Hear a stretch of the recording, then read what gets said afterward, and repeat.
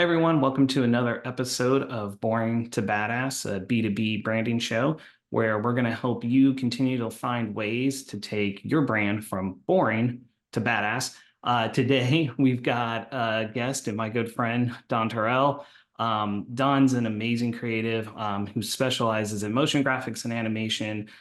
He's been doing a lot of this stuff for over 30 years, working as a graphics designer, creative director.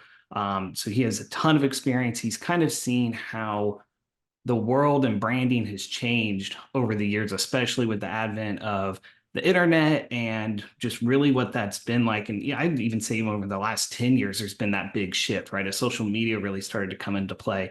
So I'm excited to have Don on the show, super knowledgeable. I think you're going to get a lot of great information on today's topic. And I'm excited to have you, Don. Thanks for coming. Yeah, thanks for having me, Justin. Been looking forward to being on Boring the Badass since you kicked it off and excited to sit down and talk with you. Awesome. Cool. So let's go ahead and kick things off and let's talk a little bit about, what motion graphics exactly is, because I think some people might have different ideas of what that means and even maybe a little bit on what's the difference between motion graphics and animation and how that all ties into, general marketing right now. Yeah. Well, I like to use the simplified version of it. Motion graphics is either a 2D or a 3D element that's given motion that's used to convey a message or an emotion. Awesome.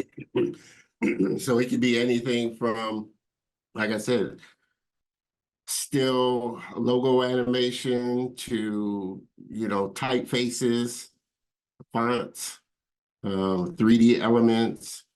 Again, in the context of using it for your business, it's obviously used to promote your brand, your product, or your service. But on a general sense, it's just any kind of element that you give motion to. And why would someone want to spend the time and resources, to give motion to a graphic? Because, it's one of those where you could be like, well, I'll just post, my nice graphics on social media. In going from a static graphic to motion, obviously there's, the time and stuff to do that. So what are the benefits? I think some people and most of the audience probably has a general idea, but like you could give us some examples or any data that you know of that like really shows why it's so important, especially when everyone keeps saying it's important. But a lot of times, it's hard to kind of make that mental connection and say, yeah, this is definitely something I need to be investing in. Yeah. Well, simply motion graphics and animation, it draws attention. And it draws attention in a engaging and fun way, depending on how you can use it. And it's really compelling. I recently did a post on kind of the psychology of, motion. I mean, our brains are just hardwired to pick up things that are moving, for the most part. Like I said, obviously it's different for people that are blind and can't see. Their other senses kick in, but for the average person that has eyesight, our eyes are just trained to pick up the slightest bit of movement. And whether we look at it for any long period of time is, that's a added point. But our point, most times you'll at least turn and look at it, whatever it is that's moving and catches your eye. And motion graphics is just a great way of drawing attention to your brand through your content.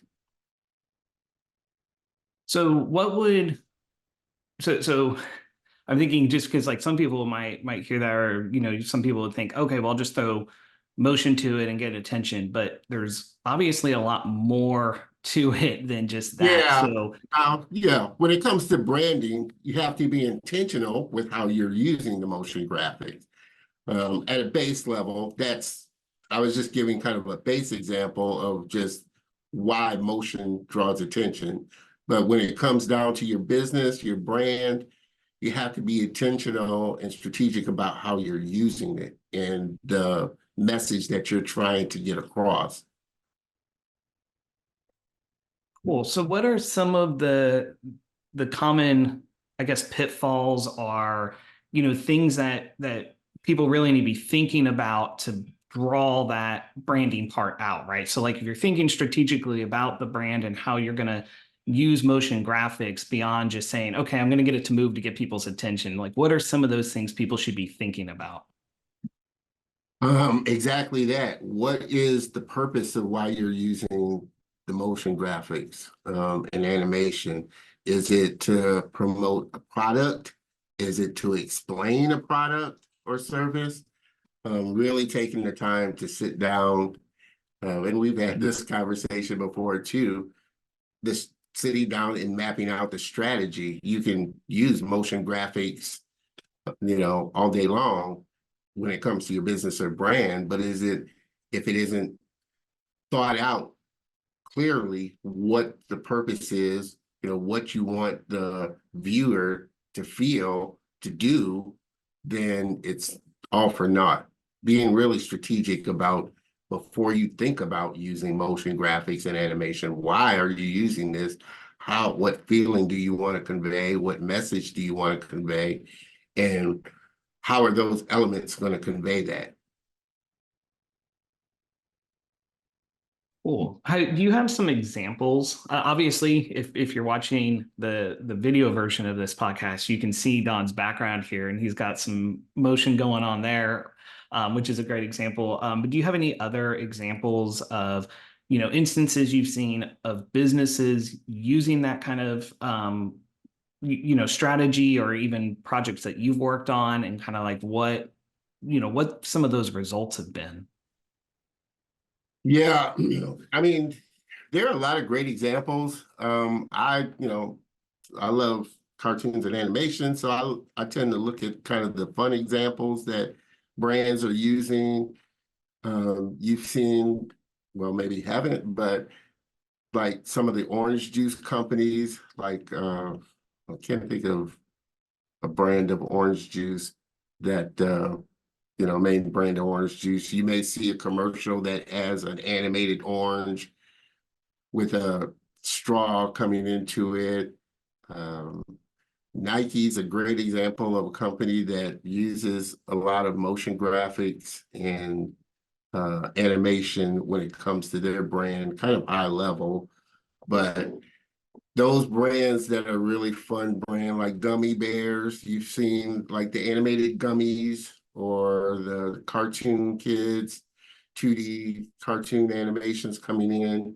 It's a great fun way, and you have to really think about what your brand, what the message of your brand is, and whether it's a serious brand or whether it's a fun brand, whether the campaign that you're putting out is targeted to be kind of a whimsical, fun style.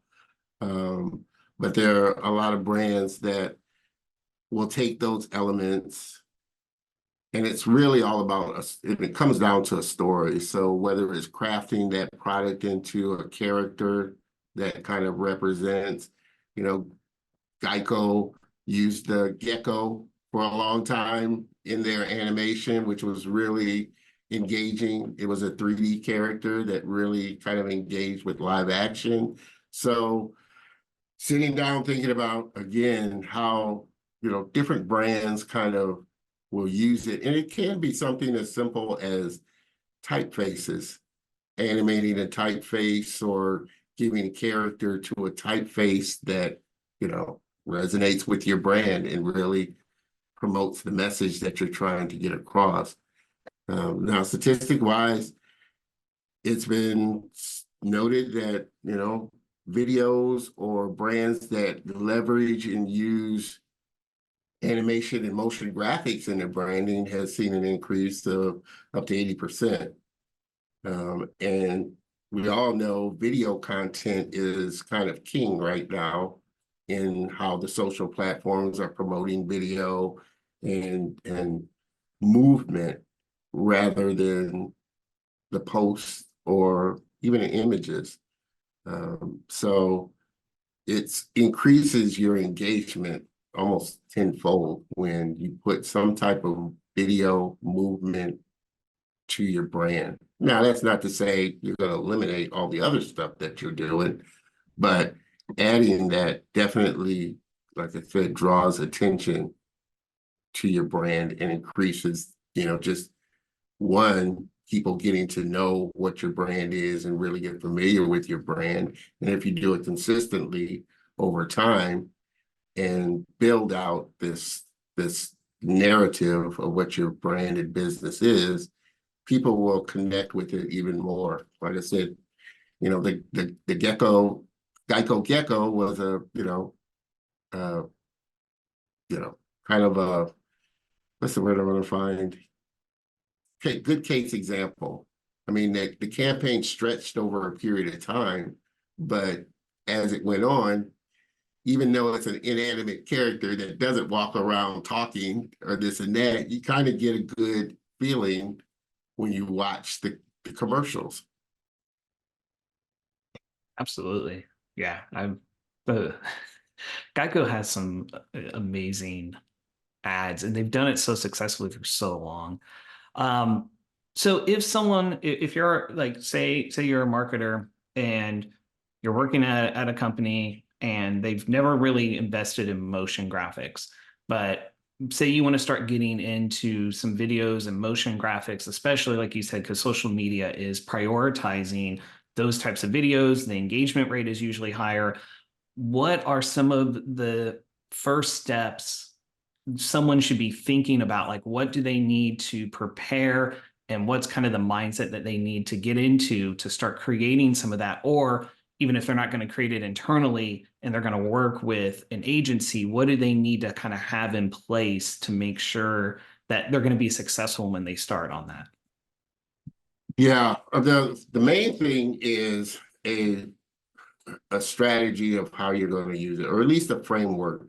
Now, an agency or a motion designer such as myself is going to sit down with you and go through that process of figuring out, okay, what's the objective of what you're trying to get across, scripting it out, storyboarding it out, and really planning. I think that's, especially if it's a long campaign or if it's a deep campaign, I think that's the mistake a lot of people, I find, make. They don't sit down and really think about um, what they want out of the campaign, what their objective is, the whole planning process, because it's totally different editing, going back and making changes to things, which is why there's these steps of, and you'll see in the movies, scripting, storyboarding, production, pre-production. That's why all those steps are in place, because it's much harder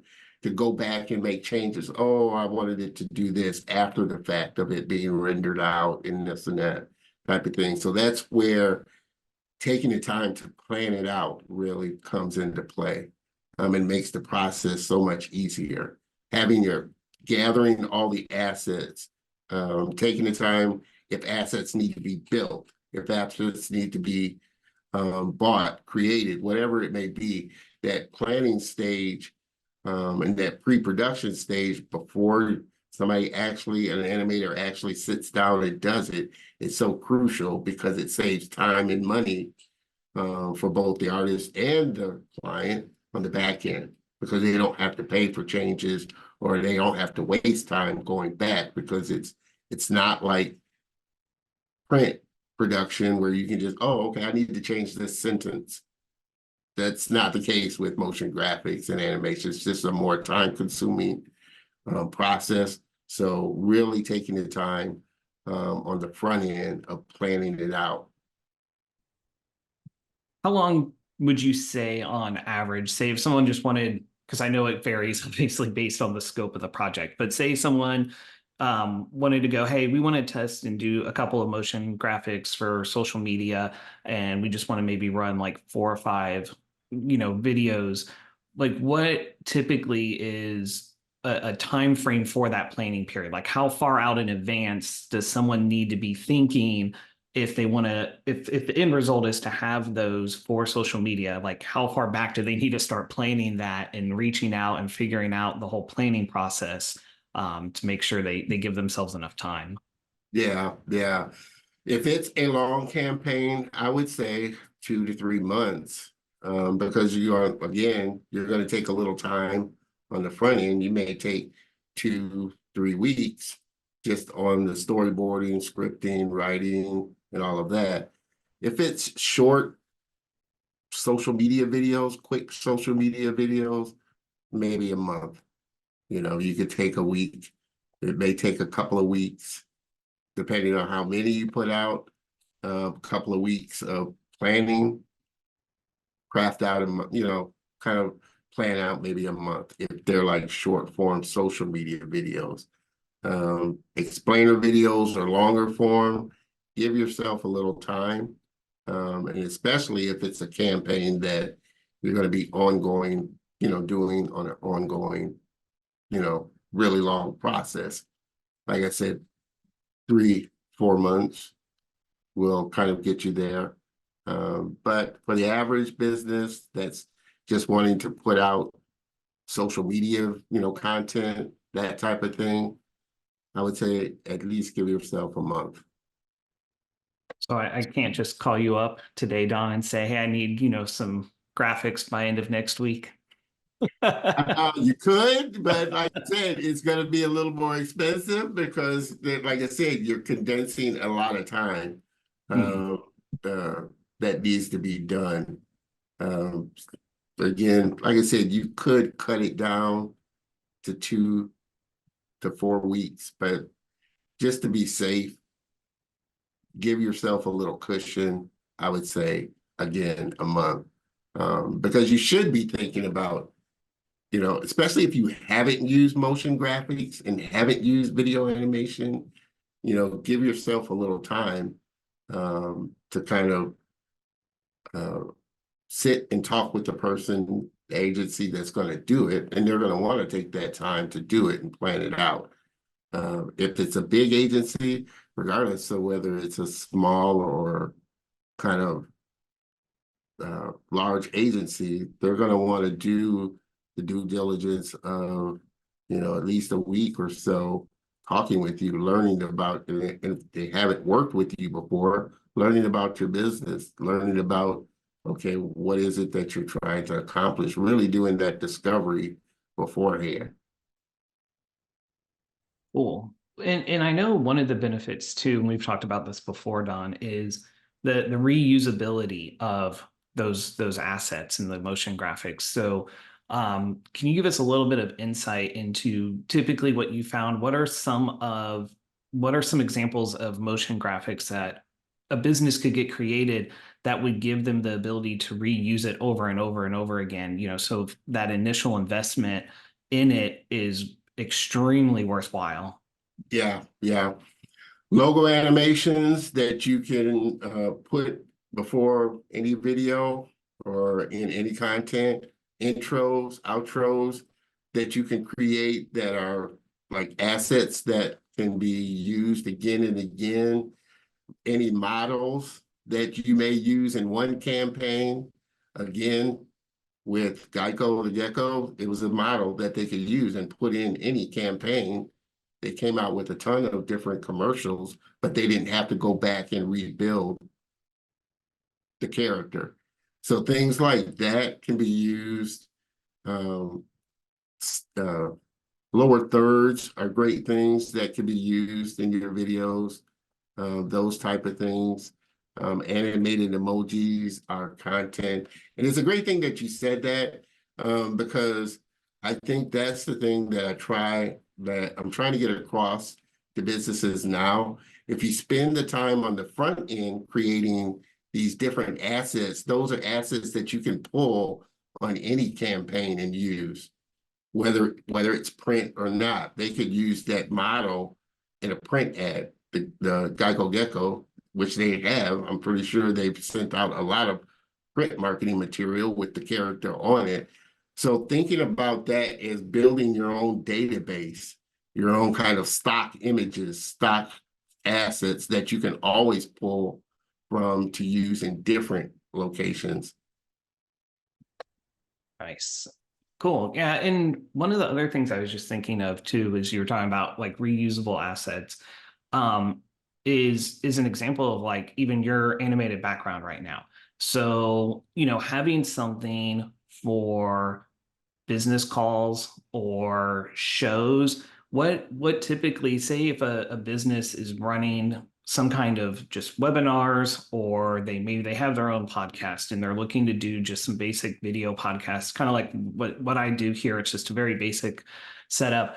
What could they do, and what should they think about in terms of potential motion graphics that they could use in those instances to really start to elevate the brand from, just kind of a static background to something that's more eye-catching and just overall kind of creates a cooler ambiance compared Yeah. to what everyone else is doing.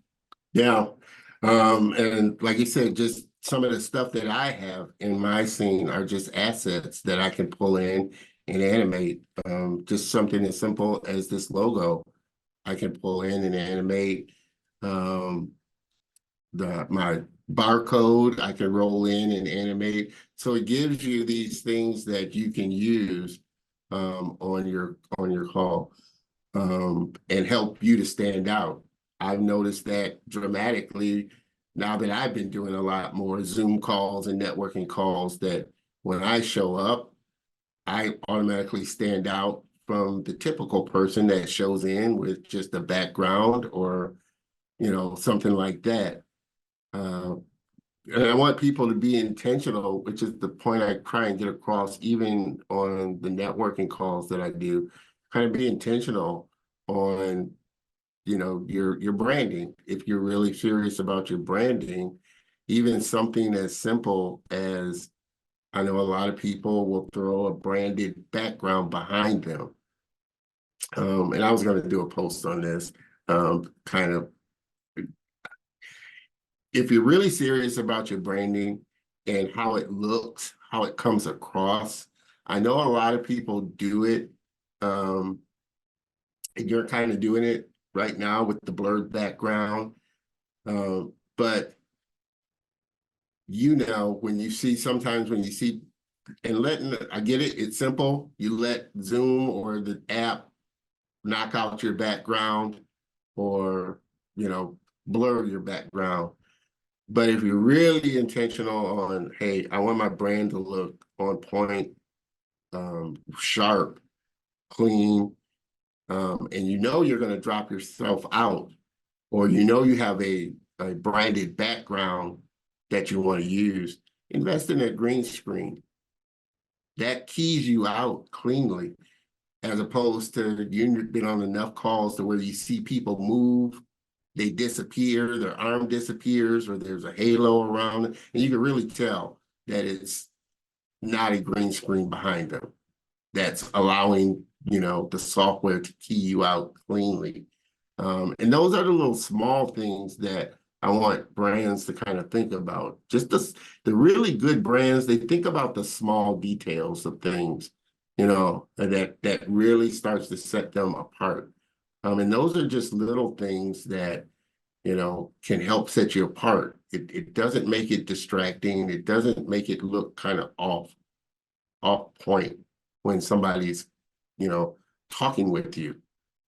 So keeping those things in mind are really little small details, but they're really crucial details that people should kind of at least keep in mind.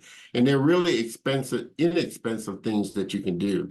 You can get a green screen for under $20 on Amazon and put behind you. And again, if you have branded content that you want to show behind you, go ahead and spend the $20 to really make you stand out. And animated graphics behind you, videos behind you, whatever it is behind you, to stand out. Absolutely. Yeah. Because I was thinking too, a lot of B2B businesses, there's always the long sales cycle, but a lot of at any point when you get to even a small size B2B business, they probably have someone who's in charge of sales, whether it's the business owner or a sales team. and being on those calls and having, a branded background behind you, especially if it's got a little bit of animation to it, something that really reinforces that, you're paying attention to those small details. And then another question I had, because I was thinking in tangent with that, is a lot of B2B businesses, send a lot of email campaigns. You have the email funnels and all that. That's a standard marketing practice. Is it possible, because I'm ignorant of a lot of motion graphic stuff, is it possible to include motion graphics in emails? And if so, what would be some things to think about on how you can employ that into email strategies? Yeah, it's totally possible. That's what memes are. That's what animated GIFs are. They're just motion graphics that you can put. Now you can't most, and I think if not all, email platforms, you can't really put a video in there. That's why you have images, or you can put GIFs if you want to put something animated. So if you're going to use email, if you're using email a lot and sending out emails, GIFs are the way to add in motion graphics and add in movement into your emails. Awesome. Cool. Yeah, I have to play around with some of that at some point. What is, for the most part, I know, file size is always a big thing. That's even like on websites, trying to embed videos is always a challenge. Are there ways to optimize like animated images and videos? And what are your recommendations? Say someone contracts with a designer or an agency, and they have these assets, and obviously the agency or the designer will give them optimized versions. But say if you decide, okay, well, I want to optimize this further, or I need to use it in a way that I originally didn't, pay Yeah. for and get the file. What are some, do you have any recommendations on like types of things you can use to optimize it, just to make sure it's a little more Yeah. efficient for email and websites? Uh, well, GIFs are a smaller size anyway. So that's why a lot of people put GIFs in. You can use WebM files, which are like they're web files, and they're specifically geared towards browsers and emails. Those are also smaller file sizes than a video would be. There's a lot of encoders out there. Adobe Encoder is a great one. I use an app called Encoder, and it gives me a lot of different formats that I can render out a video to. It's a great little app. It's free, so you can't beat that. You don't have to pay for it, but it gives you a lot of good formats, and you're able to adjust the settings to get even a bit rate setting to get even a smaller size. You'll have to find that good balance of, bit rate versus color type of thing. But it does give you great small files, compact, small file sizes. And we can put that in I can send you that information so that you can include it in the video or your post, Absolutely. software. But that's a software that I use mainly. Cool. Yeah, for sure. Let me know and I'll put it in, the description for the video. And then for the audio podcast, I'll put it in, the show notes and all that. Yep. Cool. So as we're kind of wrapping up, one of the things I wanted to ask is, all right, if you had to pick one thing to animate, like if you had to do just one motion graphic, if I was a marketer, I was like, okay, I at least I want to test this out. I need to pick one thing that I want to do a motion graphic for. What would you recommend? What should be the first thing someone should probably look at either animating or getting a motion graphic for? Wow. So many things. Me, I love the fun kind of projects, like beverages, animating and doing a motion graphic for a beverage or a soft drink. Those are fun. Definitely, if you're a business that has a very complicated process or product, um, like a manufacturing, one of my past clients was a manufacturer, and he had some products showing an animated or explainer video or some type of 3D animation, exploded view, really simplifies. And that's why I love motion graphics and animation. It really breaks down complex ideas simply. That's why cartoons can be so they may have a high level concept of what they're talking about or what the cartoon is, but seen in an animated form or in a cartoon form kind of simplifies it to where your brain can kind of understand it a lot easier. And again, if you're a company or a business that definitely has a technical process or a technical product, you definitely want an explainer video, preferably motion graphics or animation. It's an easy way to break it down so that the average person can understand what it does. Awesome. That's great advice. I didn't even think about like explainer videos for stuff like that. It's cool. Yeah, I've had a few clients that were, you could say, inventors. They came up with a product and they have to have an explainer video to show how the product worked, how it puts together, just the whole process of how to use it. So again, it's a great way and a great tool for breaking down complex ideas. Sweet. Yeah. So this has been awesome, Don. I don't want to run it too long because I like to keep the shows, fairly in a certain time frame. But I mean, we could probably talk about this forever. There's so many things you can do and so many ways to add a lot of cool, like for lack of a better term, coolness to your brand, how to make it badass. And so I appreciate, all the insights you've shared and everything. What if people want to connect with you personally or, connect with DG Grafix? What are the best places and best ways, to connect with you and keep that conversation going? Definitely, you can go to my website there, dggrafix.com. My email is info@dggrafix.com. Scan the barcode, that'll take you to my Flowcode page, which has all my social channels, YouTube, LinkedIn, where you can connect with me at. I'm pretty active on LinkedIn, so you can always find me there.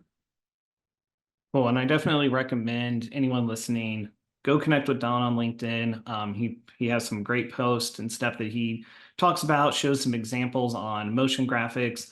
And Don also runs a live show. If you want to plug that real quick too, because I think it's a great show and I think more people should be aware of it. Yeah, yeah. Along with video, I love live streaming. It's a different beast in and of itself. But I have a live stream show that I do every Saturday afternoon called The Color of Motion. And I interview people of color and diverse backgrounds in the industry of motion graphics, animation, visual effects, cartoons, and comics. And so I've had some amazing creators from Disney, Pixar, Sony, Marvel, a lot of creators that are working on their own great content.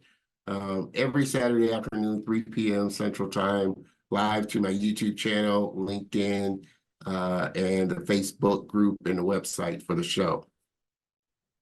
And how many episodes are you in now?